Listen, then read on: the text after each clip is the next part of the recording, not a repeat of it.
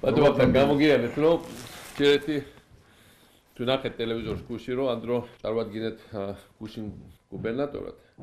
აქ თულ დროს, იმიტომ რომ გარდამავალი პერიოდია ქვეყნისთვის. მაგრამ ეს კაცი ყოველთვის პატრიოტი იყო, ესე გაზარდეთ და ძალიან მაგარი აკადემია გავუკეთა სამხედრო გორში.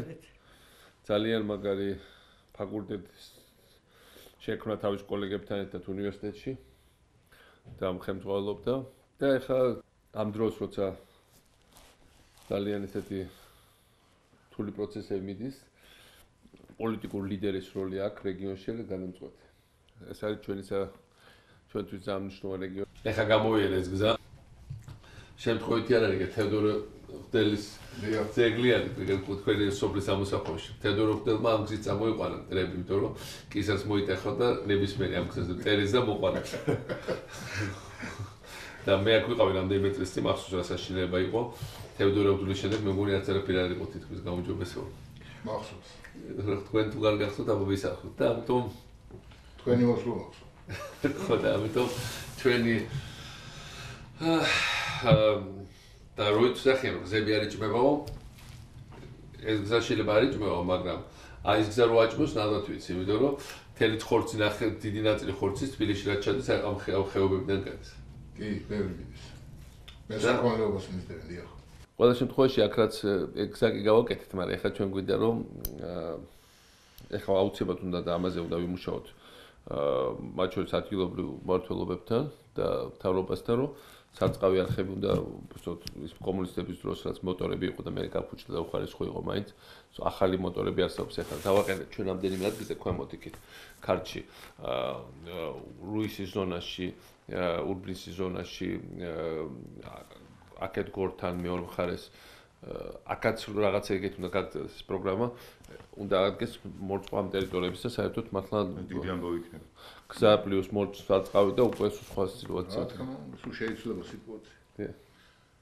ბევრი მიწები რჩება დაუმუშავებელი, წყალი თუ შემოვა 100%-ით დაუმუშავებელი. აქ ძალიან მშრომელი ხალხი ცხოვრობს, ძალიან მშრომელი. ესე იგი მამა ოჯახი მიწასთან მუშაობს. კი, დიახ. ესე იგი ეს პრობლემა კარგად გესმის. კი, გესმის. ესე კლასიკური ეს არის, რა ქვია. აი, ბავშვობიდან საოჯახო პოლიტიკური პროცესები ვიცი რაც არის, ჩართულიც ვიყავ ხოლმე. ვეხმარებოდი სულ ოჯახს. ეხლა რაც მესმის ხალხმა აიღო მიწები, მათ შორის ჩამოსულმა და ახალი კაკლის ჯიშები შემოვიდა, ხო? კი, გააშენეს, ბევრმა გააშენეს. ჩვენ გვჭირდება ახალი ჯიშები, მარტო ძველ ჯიშებზე ვერ ხო, არა, რა თქმა უნდა. ჩაყარეს და მეორე მესამე წელიწად ნიშანი მოვიდა უკვე იმ კაკლის ენერგებმა. აქ უცხო ხალხი, აქაურები არიან, იყიდეს მამულები და ასე ვთქვათ, მიხვეს ხელი მაგ საქმეს. თქვენ ტექნოლოგი ხართ ხო პროფესია? ტექნოლოგიურ კვების პროდუქტების კი. ხო და აბა 35 წელი თბილისში ვიცხოვრე, დავიღალე თბილისი და ავიღე ხელი. ახალ ჯობია ნახეთ, ნახედია რა ხაერი. რო დაუბრუნდეთ ამ დროს მე მგონი დაიღალა თბილისში და გადავიდა გორში. ანდრო ძალიან მაგარი აკადემიის რექტორი იყო და მე ვთქვა რომ ჩემ მთავრობის დროს მოიქცენ უსამართლოდ, იმიტომ რომ ახალი მინისტრი მოვიდა მაშინ სამინისტროში და განთავისუფლა თანამდებობიდან სრულიად დაუმსახურებად და სრულიად არასწორად მე რომ ვკითხო. მაგრამ თავად რაც მომწონს ამ ბიჭში, რომ საერთოდ არ გაბრაზ და არ დავიბოღმა, ახლა თანამდებობა რახან დამაკარგია, ამიტომ ეხლა მე თქვენ გაჩვენებთ ეს რეაქცია არ ქონდა და მოვიდა ჩვენთან იმ დროს, როცა ყველაზე მეტად ეს ქვეყანა სჭირდებოდა და როცა ყველაზე მეტად რთული იყო.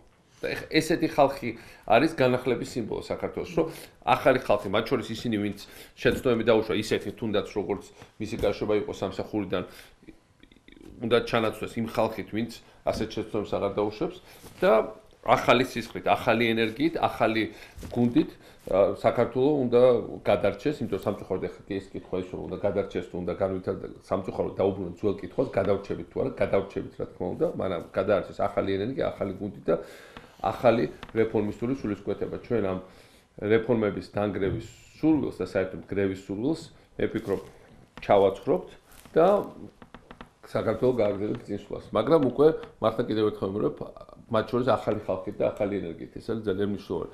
ამიტომ ამ დროს მოსვლა ჩემთვის ამის სიმბოლო ასევე განახლების სიმბოლო. და აი ხომ მესმის ისეთ ოჯახშია გაზრდილი, რომ ეს არ გაუჭირდებოდა. ნუ, ბატონო მიხეილ ძალიან შორიდან მოდის ეს პატრიოტული მუხტი. აი ეს კაცი პაპა არის ჩემი მეუღლიც. ეს შეფიცულებიდან იმ ჩოლოყაშვილის შეფიცულებიდან ერთ-ერთი ეს არის. დიახ. მეორე მხრიდან იმ რა გვარი იყო? ჯავრიშვილი. ჯავრიშვილი ხო. ორი ბიძაშვილები იყვნენ, ეს შალვა და მეორე ლევანი, ორივენი იყვნენ იმის ჩოლოყაშვილის. რა პედიატრია? ეს საფრანგეთში ცხოვრობდა, მე კომუნისტებმა შემოიტყვეს. შემოსვლისთანავე საზღვარზე დააპატიმრეს, ეტაპით ჩამოიყვანეს თბილისში და მოკლეს ვაგონში და გადააგდეს ასე იგი საფლავიც არ არის. ამიტომ ვერავინ ვერ აძლევს უარ უნდა დაგვაბრუნოს რუსეთის მონობაში, ეს არის მნიშვნელოვანი.